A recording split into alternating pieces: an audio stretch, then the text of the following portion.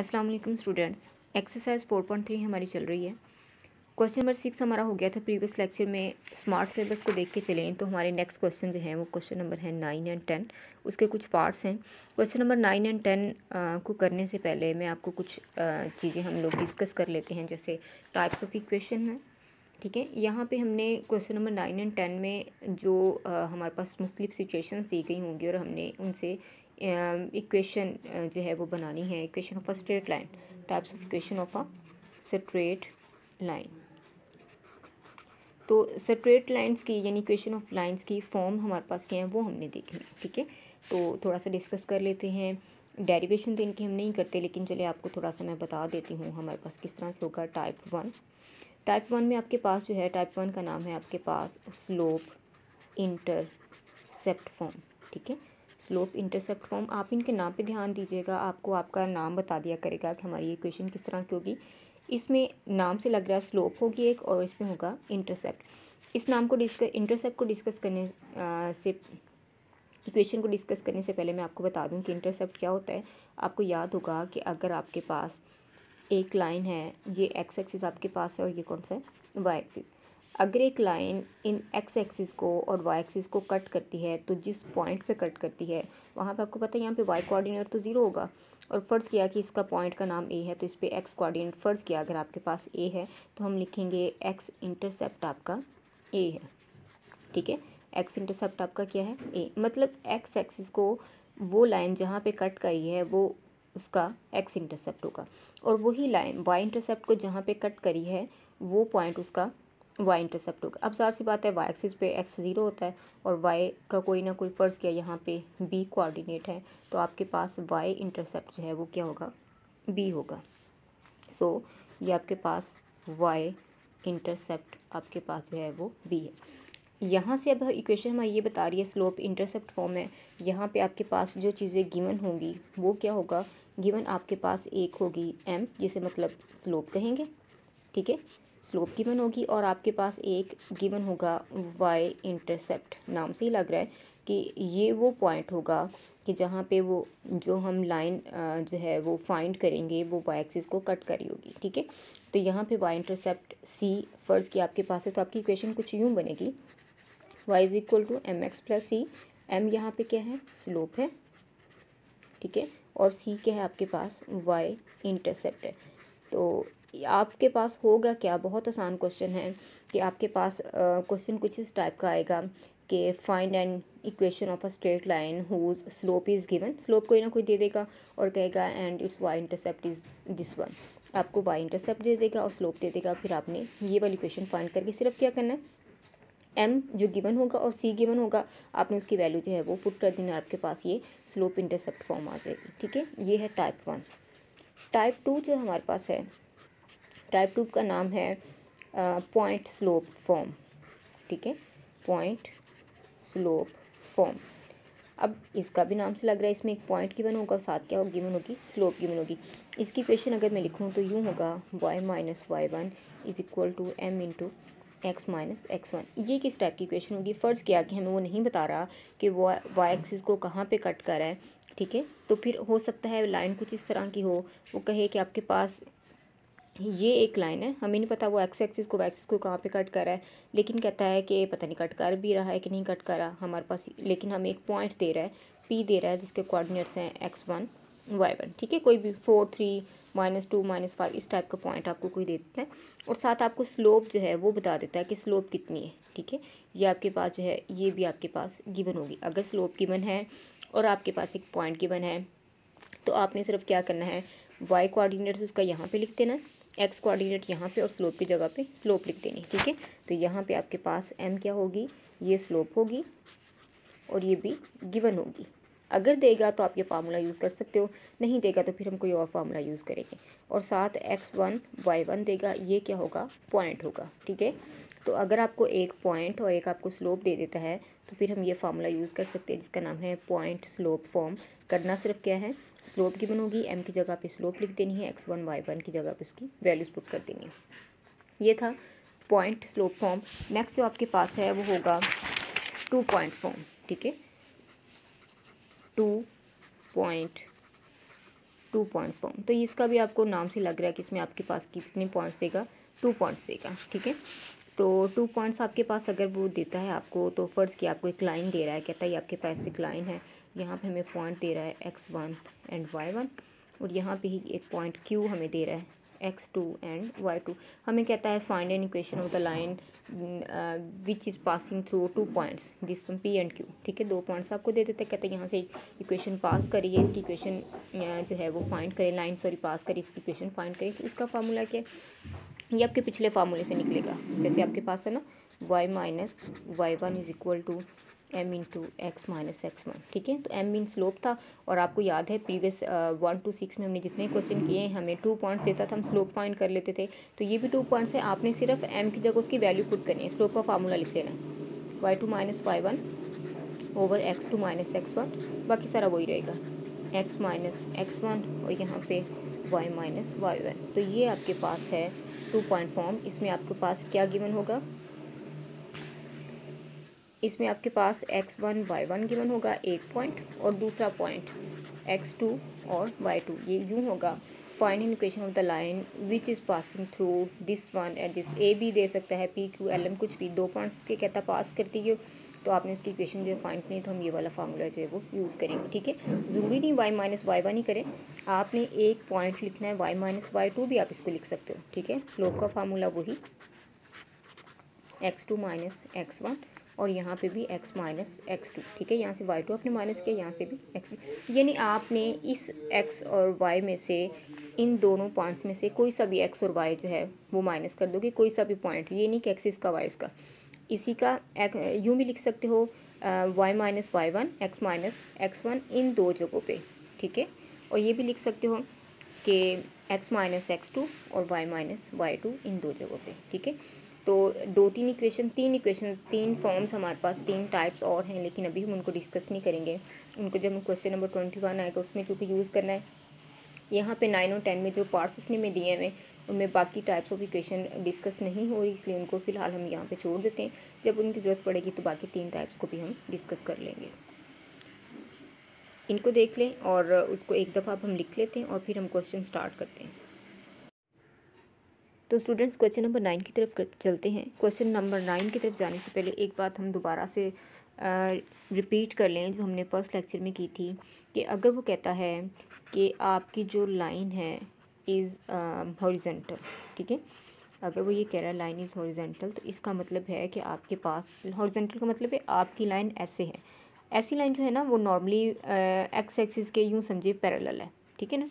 अगर आपके पास ये एक्स एक्सिस है तो ये लाइन आपके पास एक्स एक्सिस के क्या है, ये वाई एक्सिस है, तो ये वाली लाइन जो है ये एक्स एक्सिस के पैरेलल है, ठीक है। तो एक्स एक्सिस के पैरेलल जो लाइन होगी उसकी स्लोप 0 होती है। वो कैसे, क्योंकि हमें पता है m is equal to tan alpha होता है। अल्फ़ा मतलब ये लाइन तो एक्स एक्सिस के साथ 0 का एंगल बना रही ना, कोई एंगल नहीं बना रही। वैसे भी जो स्लोप एक्स एक्सिस की है वही स्लोप इस लाइन की होगी, because both lines are parallel, ठीक है। तो ये हमने शुरू में डिस्कस किया था, चलिए मैं दोबारा से बता रही हूँ कि अगर 2 लाइन पैरेलल हों तो दोनों लाइन की स्लोप सेम होगी। हमने इस लाइन की स्लोप फाइंड करनी है, तो इसका मतलब है जो स्लोप एक्स एक्सिस की है वही स्लोप उसकी होगी। एक्स एक्सिस का एंगल जो है वो 0 होता है, तो टेन अल्फ़ा आप यहाँ पे क्या लिख सकते हो, टेंजेंट 0। तो टेन 0 आपके पास क्या होता है, 0। सो एक्स एक्सिस की स्लोप 0 होगी, और हर वो लाइन जो हॉरिजेंटल होगी या जो एक्स एक्सिस के पैरेलल होगी, एक ही बात करेगा, उसकी स्लोप हमारे पास क्या होगी, 0 होगी, ठीक है। और अगर आपसे कहता है कि दूसरी तरह से ये कहता कि अगर एक लाइन जो है, एक लाइन उसकी स्लोप 0 है, तो ऑटोमेटिकली बात है कि वो क्या होगी, हॉरिजेंटल होगी, ठीक है। इसको हम यूँ लिख लेते हैं कि अगर एक लाइन हॉरिजेंटल है, ठीक है, तो उसकी स्लोप कितनी होगी, 0। और अगर एक लाइन हॉरिजेंटल है तो इसकी स्लोप 0 होगी। अगर किसी लाइन की स्लोप 0 है तो वो हॉरिजेंटल होगी, ठीक है।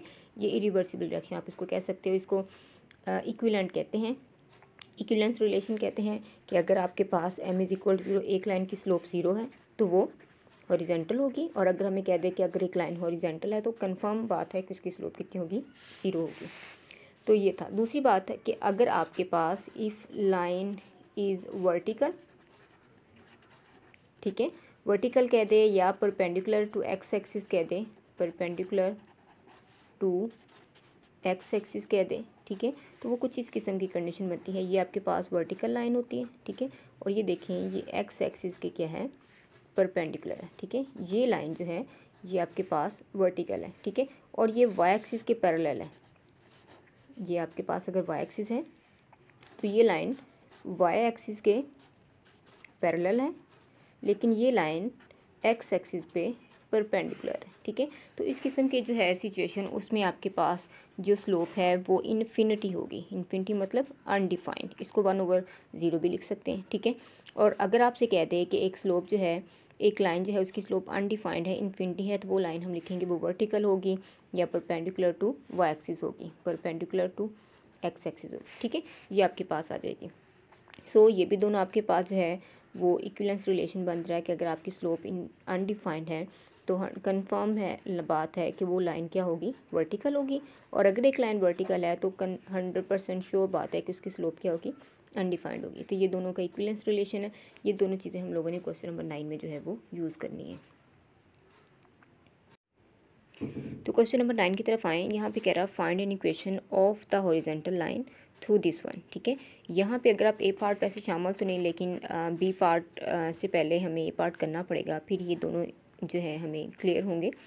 ए पार्ट में कहता है कि find an equation of the line, ठीक है, और लाइन कौन सी है, हॉरिजॉन्टल है और पासिंग थ्रू, थ्रू अगर दे रहा है ना वो, तो इसका मतलब है पासिंग थ्रू, यानी वो पास कर रही है 7 एंड माइनस लाइन से, यानी वो यूँ कह रहा है। इसकी अगर हम सिचुएशन ये बनाएं कि वो लाइन हॉरिजॉन्टल है, मतलब वो इस टाइप की होगी, ठीक है, और क्या कर रही है, हॉरिजॉन्टल लाइन है, और वो उसने एक पॉइंट हमें दिया है 7 एंड माइनस लाइन, ये कर रही है पास उसे।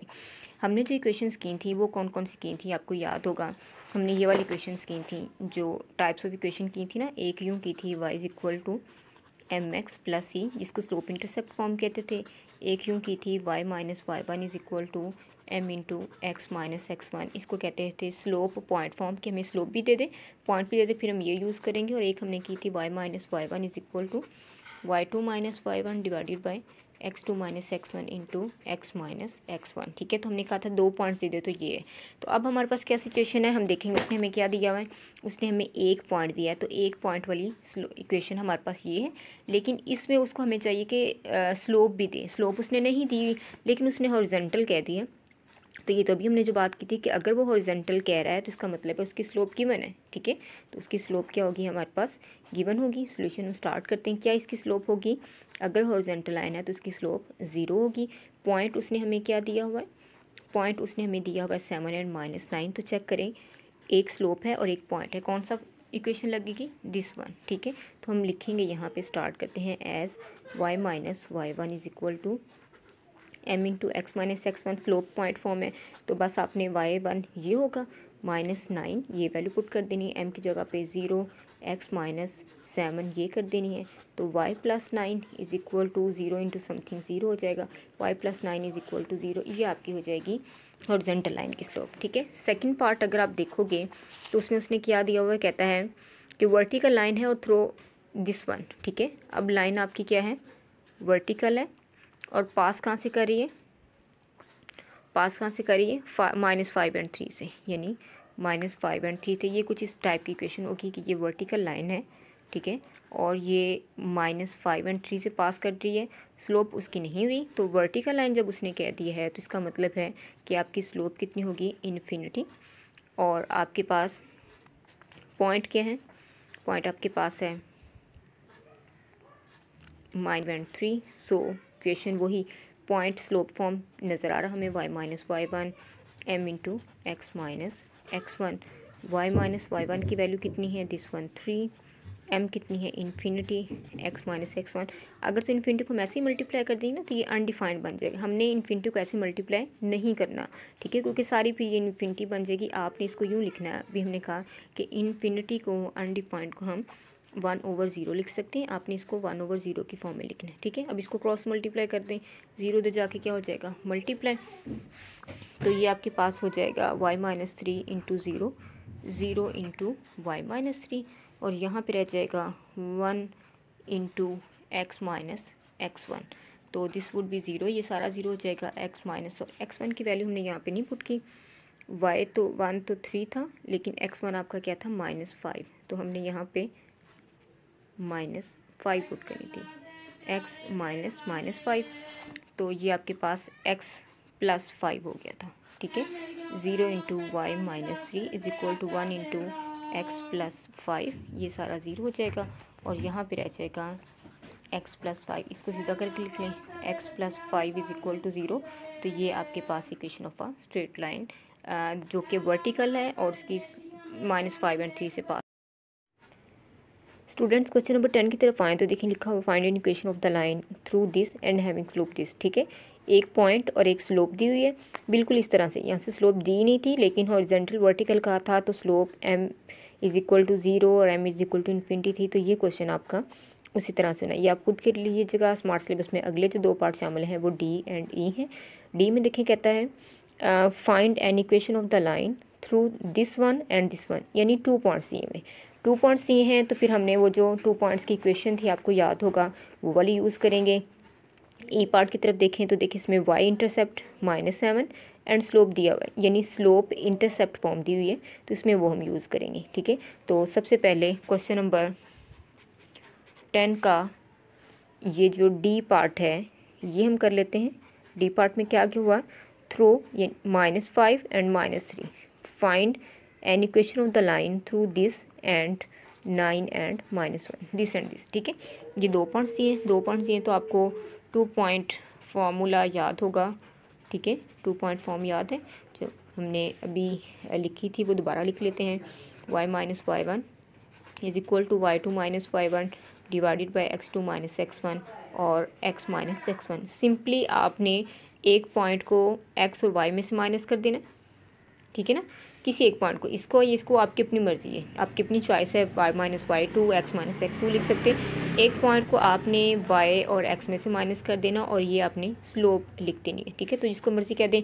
अगर आपके पास ये x1 और y1 है और ये x2 और y2 है, तो चलिए आपकी इक्वेशन क्या बन जाएगी, y माइनस y1 मतलब -3, ये है ना y1 इज इक्वल टू, ये देखें y में से आपने y को माइनस कर देना है डिवाइडेड बाय x में से x को माइनस कर देना, 9 माइनस 5।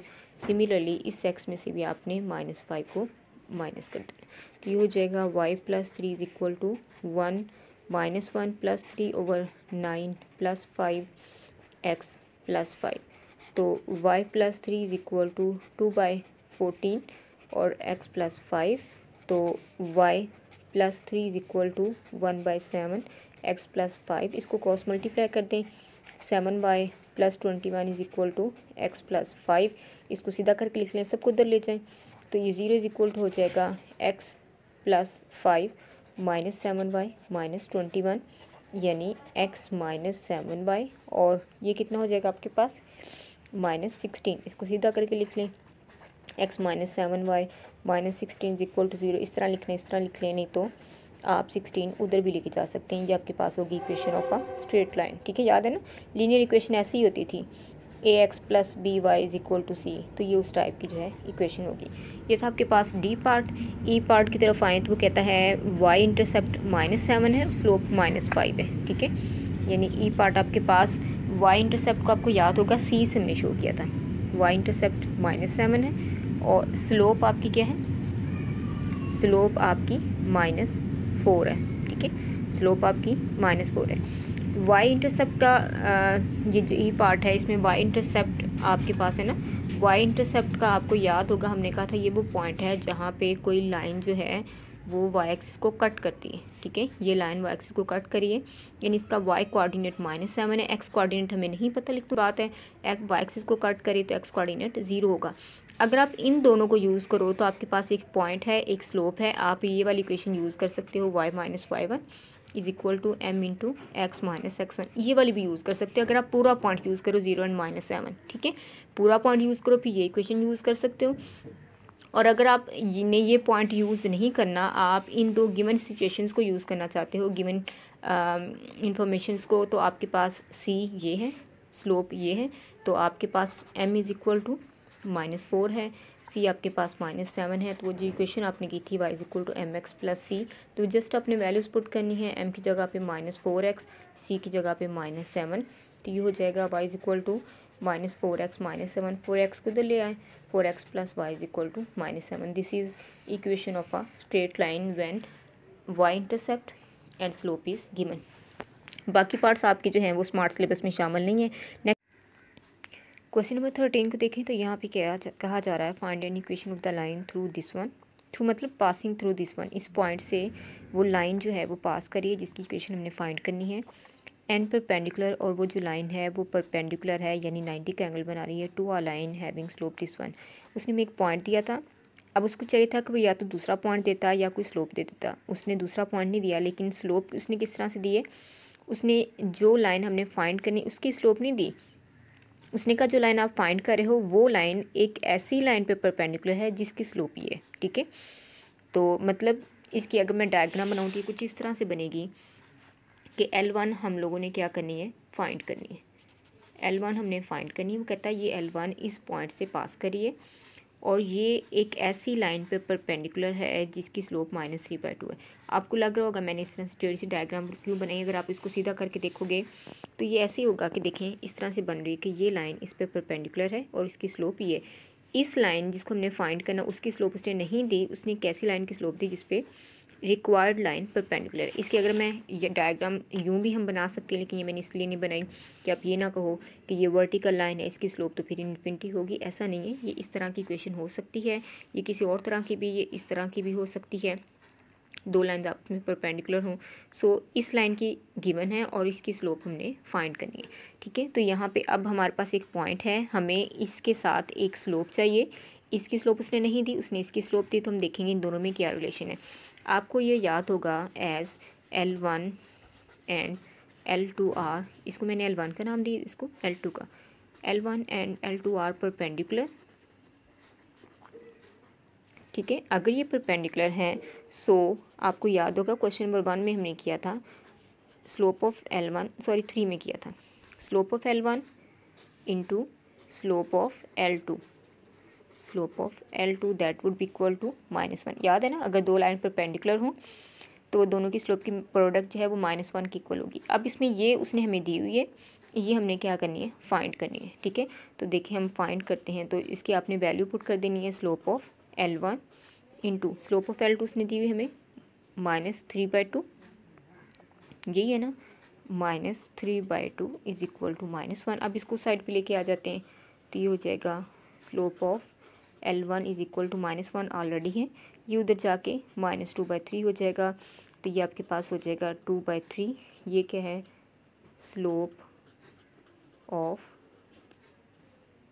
L1, ठीक है। स्लोप ऑफ L1 आ गई तो स्लोप ऑफ L1 को चले हम M1 का नाम दे दें या M प्राइम का नाम दे दें, कुछ भी दे दें, ये 2 और 3 होगी। और ये अब हमारे पास इसकी स्लोप भी आ चुकी है, क्या आ चुकी है, 2/3। और पॉइंट हमारे पास ऑलरेडी है, पॉइंट कौन सा है, -4 एंड -6। तो आप ये वाली इक्वेशन यूज़ करके y - y1 is equal to m into x - x1 से आप इसकी इक्वेशन जो है वो फाइंड कर सकते हैं। ये था क्वेश्चन नंबर 13।